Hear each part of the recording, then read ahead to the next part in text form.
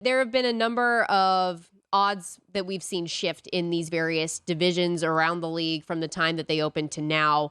Michael and I discussed a couple of them yesterday, and one that we were talking with our producer Elliot Bowman during the break about that's been a pretty significant move from the opener of 5-1. Seattle Seahawks in the division plus 195. A lot of belief in what they did through the draft. Geno Smith coming back and the performance that he put on last year that earned him a contract not being a fluke. How do you feel about their chances in the division and in the NFC as a whole? I mean, I'm having trouble kind of wrapping my head around not looking at Geno Smith and the Seahawks as a very big regression candidate, only because if you look at Geno in the way that he played last season, and specifically from week 8 onward, there was a lot of indications that the regression was going to hit pretty hard. A turnover-worthy play rate of well over 4%, nearly 5%.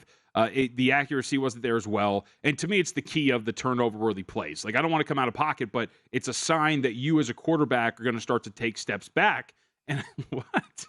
What's the problem? Elliot got me. Just in all seriousness, continue. though, right? It's true. Like, there are some regression signs here for Geno Smith. So I can understand liking the team and what Pete Carroll has done up to this point. I think that I would be worried going to bat with Seattle.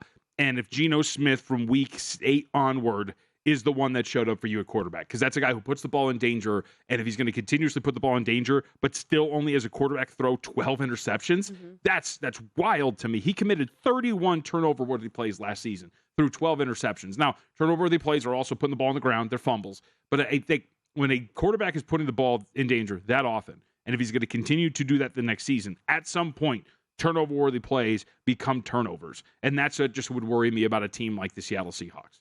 Well, kind of a similar thought process, but not necessarily just from a passing standpoint, but in the NFC North, the Vikings are a team that a lot of people think could have that regression coming because they had all of those close games where the one-score games that they end up winning, they're down in the fourth quarter, they come back and rally to win those games. The Lions are the ones that are getting all of the love in the NFC North. Do you think that's fair? I think it's fair to a certain extent because the division as a whole doesn't really look great. But I would argue when it comes to Minnesota, when you're talking about the regression for the Minnesota Vikings, they were still like a pretty solid offensive team. It was the defense that was really poor. And so if you're going to get a average level of production from this offense and have the defense get a little bit better, like, this is still a team that can win this division. And I think we've kind of come a little too far in that direction. You know what I'm saying? Like, I think Minnesota still has the pieces to be a competitive team in a division that doesn't look very good. And as far as Detroit goes, I have a bet on the Packers to win this division. I just don't buy.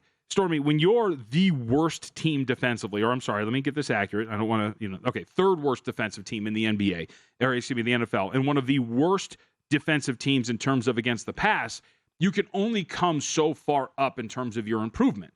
And if Jared Goff, who also has some signs of regression, was very, very average a season ago, if that starts to take a step back, well, all of a sudden you're asking a middle-of-the-road offense to make up for one of the worst defenses. And I just don't really see, at least to the degree in which the Lions are priced, minus 160 to make the playoffs, favored to win the division. That's where I kind of push back on it. So that's why I try to find different ways to attack the NFC North as a whole. And for me, it was backing the Green Bay Packers. Yeah, I like the Lions. I think they're an interesting team. They should have some opportunity this season, but I couldn't get on board with the hype train that people are just making this team out to be. They're not there yet. I think that's just something that has to be proven to me to some extent that I haven't seen. And from the Vikings standpoint, I am one of the people that bet their season win total over, because I just feel like from a 13-win season, yes, I know they had a lot of good fortune on their side. And, I mean, Michael always makes the jokes that you can't let them into Circa because they have so much luck that Circa would go out of business. But I feel like a 5-game regression is asking a little bit too much, especially given what their schedule is on paper. I'm curious what your thought process is on the Packers, because there are a few people at this network that do feel confident that, especially given last year with Aaron Rodgers playing one of the worst seasons of his career, and Jordan Love being somebody that this team is high on. He's played well so far in preseason. Not sure how much you can take out of that, but that there's confidence that the Packers could still be a contender here. Yeah, I think first off, it's the talent on the team. Let's take Jordan Love out of the equation. I think you really like the skill positions. I think Christian Watson's going to be great. You saw his development as he got healthier, right? He undergoes the knee scope before the season begins, gets off to a slow start, but as the season went along, dude looked explosive as hell. Was getting fed, touchdown magnet. You go, getting fed. See? That wasn't even intentional. That's just because I'm so trendy. But I think so. There's the skill positions. Romeo Doubs, who is in the offseason had the praise of one Aaron Rodgers. I think is a legitimate number 2 target as well. I think that it's an offensive line that has some strengths to it. Defensively, there is some talent here, and I think just for a team in a division that like number 1 is not that far off from number 4, I think there is value in them to win this division. And then you throw in Jordan Love. I willingly admit this. So if anybody wants to come at me, I am perfectly fine and ready to admit it. This Stormy, I like numbers. I like data. Hey, you want larger sample sizes, but I have never been so, I would say, excited over 9 dropbacks than I were in the 9 dropbacks on Sunday Night Football for Jordan Love against the Philadelphia Eagles. You know what I'm talking about, right? Like, you looked solid last year, but then that is also buoyed by the fact that he has gone out in the preseason, at the very least, not looked lost. He looks like a guy who might be in command of this offense.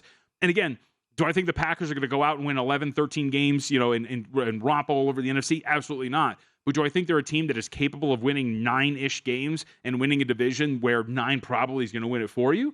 I think absolutely. And I think that's where I'm at with the Green Bay Packers. I don't know about you, but it feels odd to me that they're priced the same as the Chicago Bears. Completely agree. So I'm building the model, right, for example, and I've started to put in quarterbacks.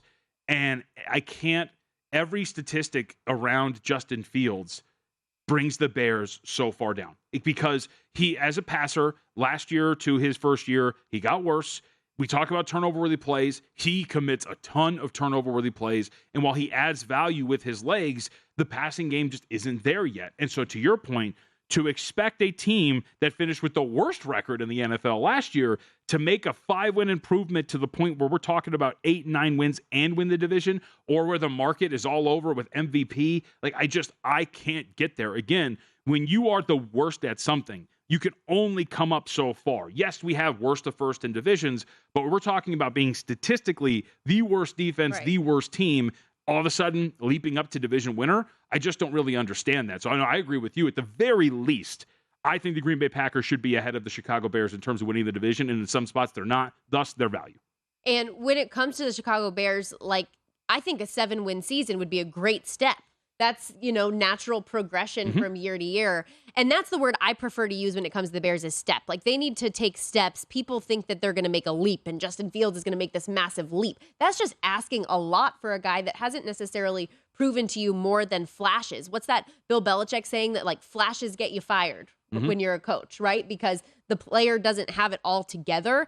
And because of what Jalen Hurts was able to do in 1 year with the Eagles, I feel like there's this unrealistic expectation that's being placed on Justin Fields because of his mobility and because of the flashes he has, that he can take that Jalen Hurts leap. But I don't believe that at all. Cook, bestie, I'm in. I am going to murder you by the time the show is over. We only have 1 segment left, and I don't know if I can do it. Go to VSiN.com/subscribe to become a VSiN Pro subscriber today.